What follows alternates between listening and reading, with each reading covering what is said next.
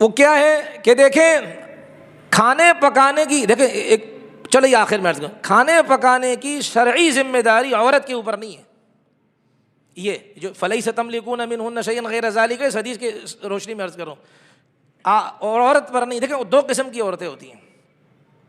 ایک وہ عورت ہوتی ہے کہ جو گھر میں کھانا پکانا نہیں کرتی ہے، کوکنگ نہیں کرتی ہے، ان کے گھر کے اندر خانسامے ہوتے ہیں. خانسامہ تو مصیبت، ہٹاؤ مصیبت، یہ تو رکھنا ہی نہیں. یہ مطلب عورتیں ہوتی ہیں، یہ شہزادی ہے، بڑے باپ کی ہے، ان کے گھر میں کھانا پکانے والی عورتیں ہوتی ہیں، یہ پکاتی نہیں ہیں.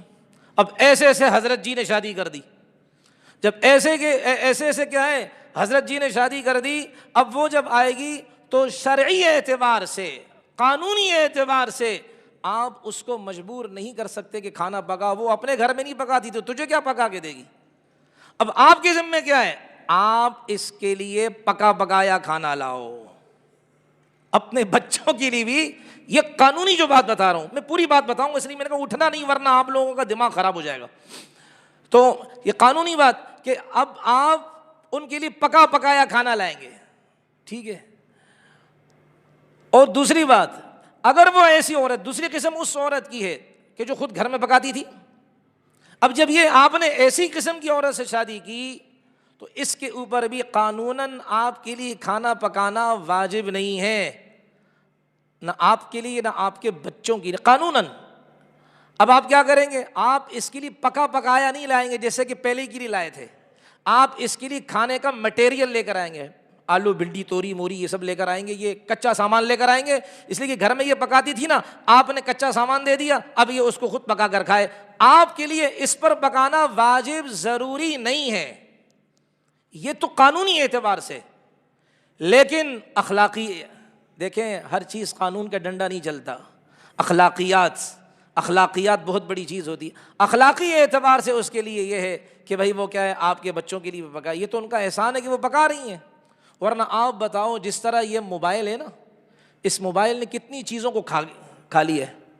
گھڑی کو یہ کھا گیا ہے، کیلکولیٹر کو اپنے اندر یہ ضم کر گیا ہے، ٹارچ اس کے پاس موجود ہے، نمبر اس کے پاس ہے، کیلنڈر اس کے پاس ہے، پتہ نہیں کیا کیا مصیبتیں اس کے پاس ہیں.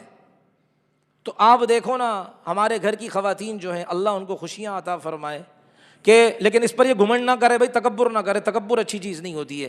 اب یہ دیکھیں نا کہ یہ روٹی پکانے کا خرچہ، یہ تندور والے کا خرچہ یہ اٹھا لیتی ہے، ٹھیک ہے، اور سالن پکانے والا خرچہ یہ برداشت کر لیتی ہے، جھاڑو پوچھے والا خرچہ یہ برداشت کر لیتی ہے، برتن دھونے والا خرچہ یہ برداشت کر لیتی ہے، کپڑے دھونے والا خرچہ.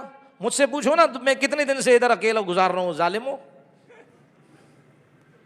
میرے بچوں کی خالہ کی شادی کل ہوئی ہے، تو وہ 2-3 دن پہلے گئے. وہ 2 دن تو میں پڑا بھی تھا یہاں بیمار قسم کا.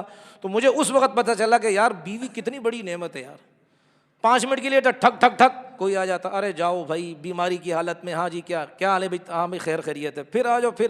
تو اس وقت پتہ چلا کہ واقعی یار بیوی کتنی بڑی اللہ کی نعمت ہے، یہ ان کا ہم پر احسان ہے. تو کتنے خرچے کیا کر رہی ہے، استری کرنا کپڑوں کا، یہ خرچہ برداشت کر رہی ہے، ہاں سارے کا سارا معاملہ. تو یہ اخلاقی اعتبار سے کر رہی ہے، اللہ ان کو خوش رکھے. یہ ان کے اوپر فرض یا واجب نہیں ہے. تو اتنے خرچے یہ عورتیں برداشت کر رہی ہیں، تو ہم ان کو جھڑکے نا. نبی علیہ السلام نے فرمایا ولا تقبح، عورتوں کو گالی مت دو. ہمارے یہاں نمک تیز ہو کہ تمہاری اے سی کی تیزی ہو، تمہارے باپ کی اے سی، تمہاری ماں کی اے سی، ایسی گندی ننگی گالیاں دیتے ہیں ظالم آدمی. کچھ تو خدا کا خوف کرو.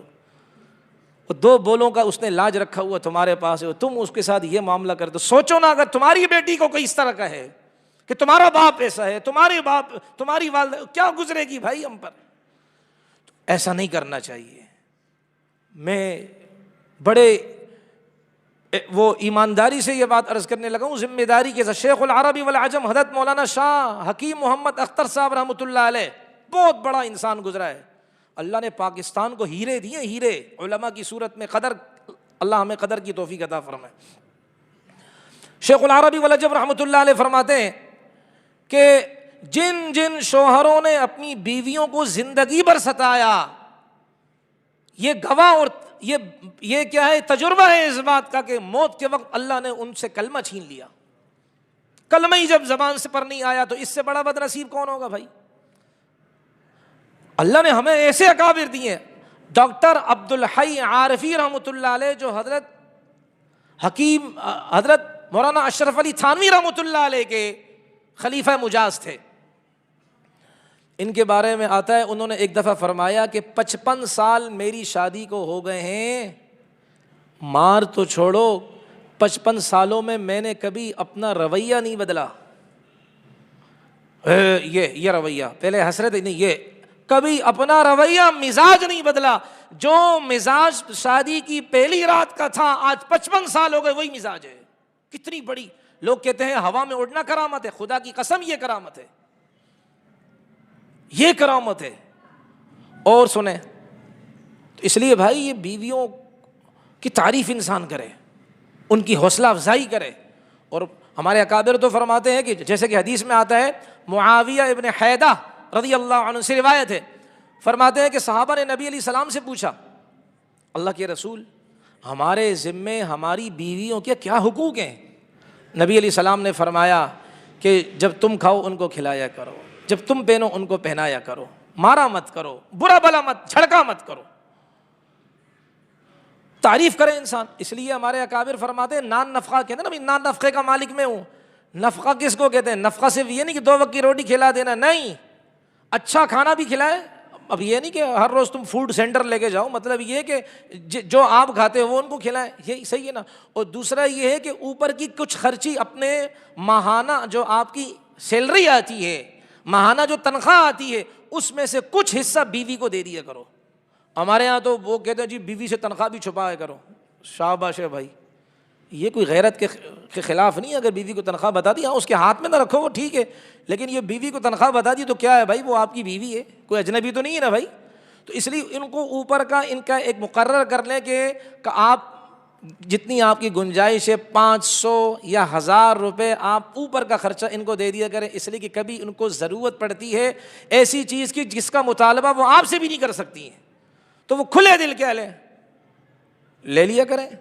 کبھی جو ہے نا وہ ان کو کس چیز کی ضرورت ہوگی، کبھی رسگلے کھانے ہیں، کبھی یہ کھانا ہے تو منگا لے بھائی، تو اوپر کا خرچہ بھی دیا کریں اور کھانا پکائیں، ان کی تعریف کیا کریں۔ ہمارے ڈاکٹر عبدالحی رحمۃ اللہ علیہ انہی کے بارے میں آتا ہے، اپنے کسی مرید کے گھر پہ گئے، کھانا کھایا، کھانا بڑا اچھا بنایا، تو حضرت رحمۃ اللہ علیہ ان کی وہ مریدنی بھی تھی، ان کی بیوی، یعنی کہ مرید دونوں میاں بیوی حضرت کے مرید تھے، تو وہ پردے میں آئی، سامنے نہیں آئی، پردے میں آئی، تو حضرت نے تعریف کی، بڑی عمر کے بھی تھے، کہ ماشاءاللہ بیٹا کھانا بہت اچھا بنایا آپ نے، بہت اچھا لذیذ کھانا بنایا۔ اب اتنا کہا کہ وہاں سے عورت کی رونے کی آوازیں آنا لگ گئیں۔ حضرت ڈر گئے، ہو سکتا ہے کہ میں نے ایسی بات کر دی کہ جو اس بیچاری کو بری لگ گئی۔ اب وہ کون سی بات کی؟ کہا بیٹا معاف کرنا، میری کوئی بات بری لگی؟ کہا نہیں حضرت وہ بات نہیں ہے، ہماری شادی کو 40 سال ہو گئے ہیں، 40 سال میں ایک دفعہ بھی میرے خاوند نے مجھے یہ نہیں کہا کہ آپ نے کھانا اچھا بنایا ہے، میں اس پر رو رہی ہوں کہ 40 سال اس مرد کے ساتھ میں نے بتا دیے، کم از کم کسی دن تو پیار کے بول دیتا کہ بھئی آپ نے کھانا اچھا بنایا ہے۔ اس لیے یہ عورتوں کی حقوق ہیں کہ ہاں جتنی آپ کی گنجائش ہے اس کے بقدر۔ اب وہ عورتیں بھی یہ نہیں کہ کسی مالدار عورت سے مل گئی تو کہا نہیں مجھے چاہیے تو یہ والا سوٹ چاہیے 15,000 کا، اب 15,000 اس کی تنخواہ نہیں ہے، تو اس کے لیول کو دیکھ کر، اس کی استعداد کو دیکھ کر، اور یہ فضول خرچی میں شمار نہیں، میں اگلی بات جو عرض کر رہا ہوں، اگر بیوی کو اچھا کھلا دیا، اچھا پہنا دیا نا، یہ فضول خرچی میں نہیں آئے گا۔ اللہ صدا کروڑ و رحمت حضرت تھانوی کی قبر پر فرمائے۔ میں اس سے پہلے ایک بات عرض کر دوں، پھر میں اسی کے ساتھ جوڑوں گا۔ یہ بعض ہمارے ساتھیوں کو ابراہیم ابن ادہم بننے کا شوق ہوتا ہے رحمۃ اللہ علیہ، بس ایک واقعہ سن لیا نا اب ان کی طرح کرنے کا۔ میں پہلے وہ واقعہ عرض کر دیتا ہوں اور پھر کیا ہے ذرا دماغ صاف ہو جائے حضرت تھانوی کی بات ذکر کرنے سے۔